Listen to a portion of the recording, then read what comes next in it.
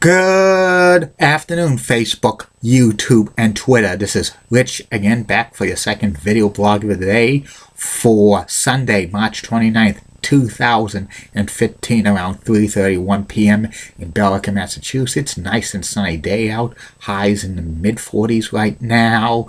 Snow's melting little by little. It's an average day for springtime.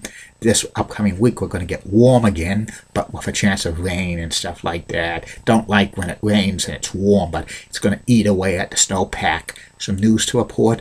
WrestleMania 31's tonight at 7 p.m. on pay-per-view or the WWE Network, and it's going to emanate from Levi Stadium in Santa Clara, California. And the main event is Brock Lesnar with Paul Heyman defending the WWE title against Roman Reigns, and also Triple H against Sting, and The Undertaker versus Bray Wyatt as the three main drawing things on the card.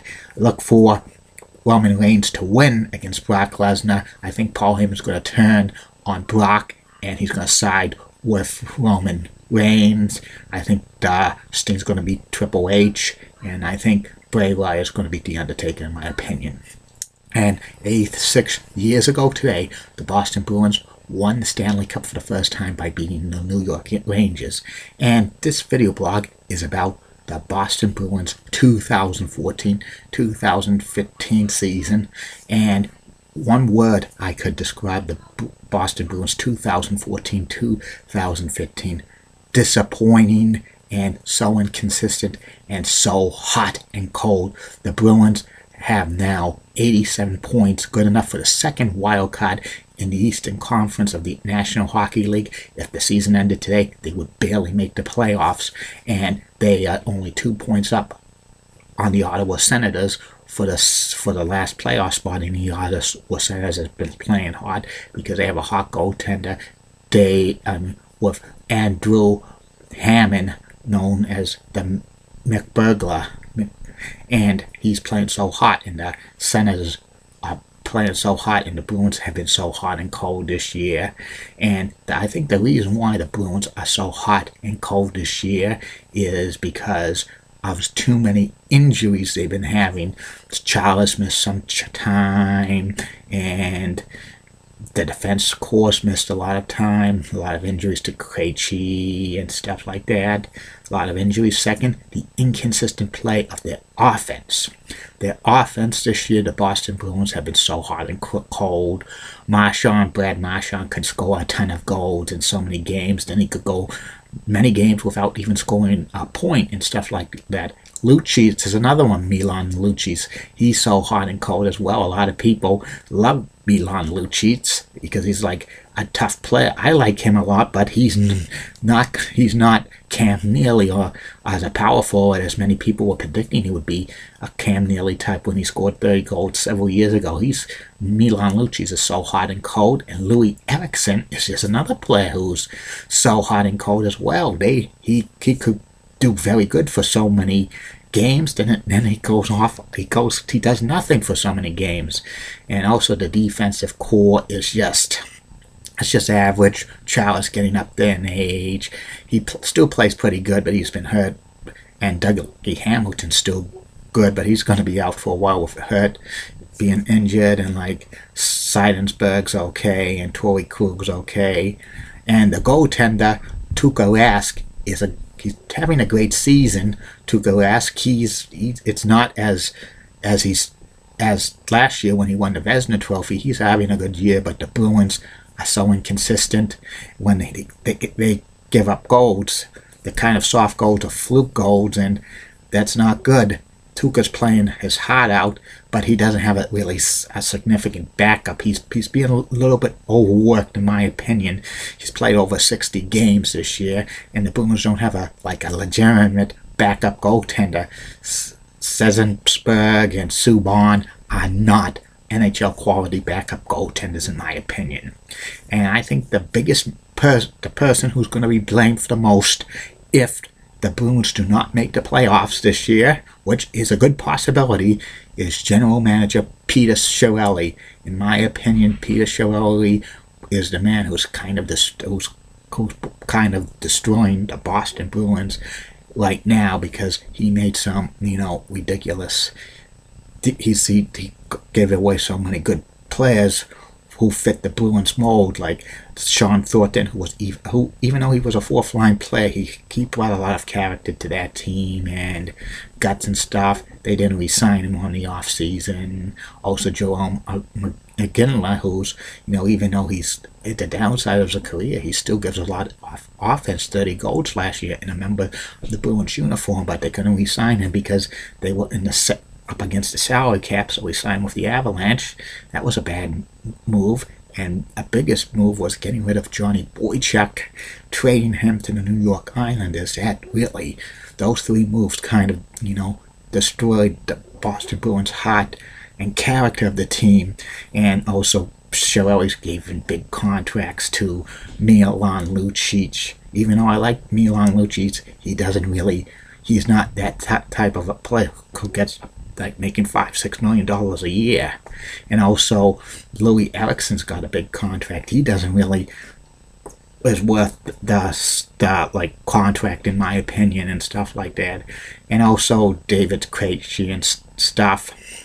He's so hot and cold. He doesn't really deserve a big time contract. What Chiarelli getting? So the Bruins are really up against a cap. And the Bruins have to really have patience with David Pastrellini and stuff, and Riley Smith. I think these players could develop into something very big, and Brad Marchand as well. And the Bruins have a great center, Patrice Bergeron. He's kind of the heart and soul of the Bruins and stuff like that. He's definitely going to be the next captain of the Boston Bruins. I would not be surprised if the Bruins do not make the playoffs this year, that the Bruins really strip Zdeno Chara with the C and put it on Patrice Bergeron. If the Bruins do not make the playoffs, mark my words, that Peter Chiarelli is going to get fired. They should not fire Claude Julien as the head coach because he's doing a good job for what he has talent, but I would not be very shocked if the Bruins just fire him as well. And if that happens, he will not be in the unemployment line at all and stuff. He'll get another head coaching job and stuff. That would be awful if he got fired because they didn't make the playoffs and stuff like that. And if the Bruins don't make the playoffs, I think a major trade is going to happen and stuff. A major one. I would not be surprised if the Bruins just trade either Milan Lucic or Louis Eriksson. Hey, they might try to talk Zdeno Chara to give up his no-trade clause. I think every player on the Bruins, except for Tuukka Rask, Patrice Bergeron, and Dougie Hamilton, are untradeable in my opinion. The Bruins should not even consider trading Rask, Patrice Bergeron, or Dougie Hamilton, but the rest of the Bruins, in my opinion, they're open to trade them, in my opinion, and stuff like that. And even if the Bruins somehow make the playoffs, they're not going to go very far. They're going to probably get bounced in the first round by the Montreal Canadiens or the New York Rangers. But I think it will be a tough, maybe 6-7 game series for both of these teams.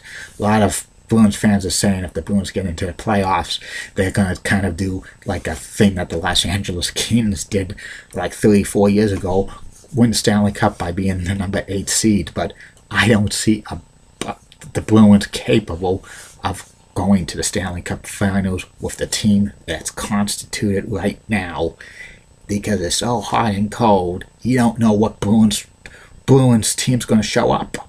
They have 7 games left.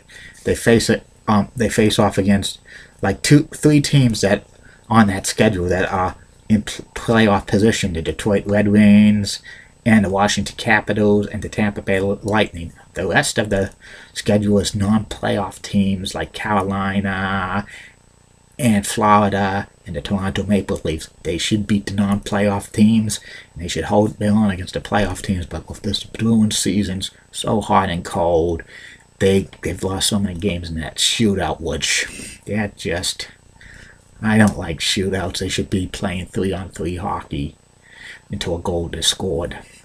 And that's about it on the Boston Bruins 2014-2015 seasons, which I chalk it up as a lost season. It's not the Bruins' year to hoist up the Stanley Cup. Well, that is about it on that. The third and final video blog of the night's coming up.